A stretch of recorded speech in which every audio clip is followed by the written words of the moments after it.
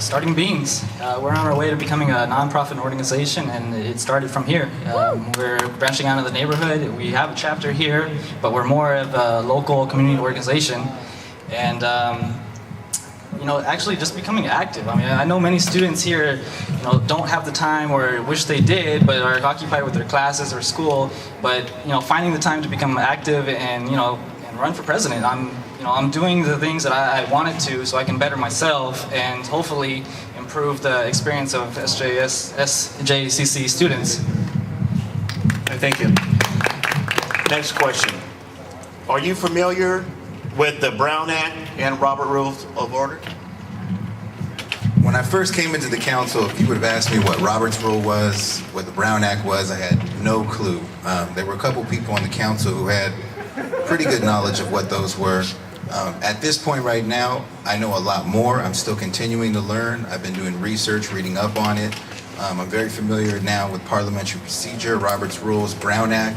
There's many things I still need to learn because it's so complicated and there's so much information that you need to know in order to run a meeting, to conduct business, and to make sure things are going to function efficiently and properly. And definitely the basics I have down. I'm continuing to build on my skills, and hopefully I'll continue to get better and better. Well, I will. Robert's Rules and the parliamentary order is the way that we as an organization run our meetings. It's the way that any organization conducts themselves in a board type setting. Without that, we would have no order, and without that, it would never get anywhere. Inefficiency would reign, and we would never get anything solved or handled. And as far as the Brown Act, basically just fairness in the school, just to keep things on an even keel. Okay, thank you.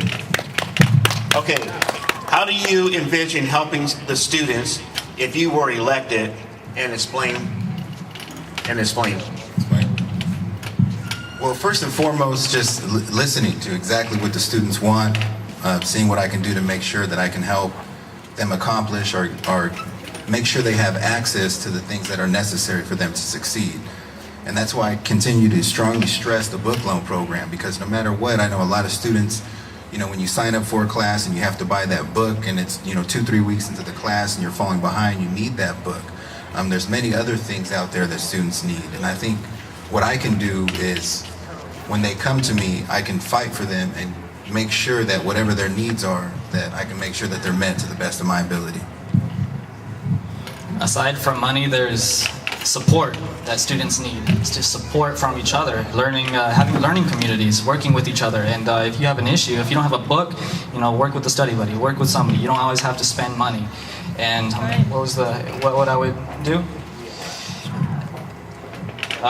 Reach out to the community, reach out to students here, and I know that there are people here that are motivated and want to help the school in their way, but they may come to the ASB meeting and be deterred and may not want to because of the way that it's set up now, which is why I'm pushing for changing the council to a senate. And what that means is we would establish an ICC, which is an inter-club council, which would allow the clubs to focus primarily on club-related activities and not have to have them deal with ASB-related activities. So the ASB can focus on going out to organizations, getting sponsorships, donations, and concerning themselves with the student body as a whole, whereas the clubs can do things that involve the students individually and have events and activities, things that will raise morale and give some cash flow to the school. It's desperately needed that we need more events.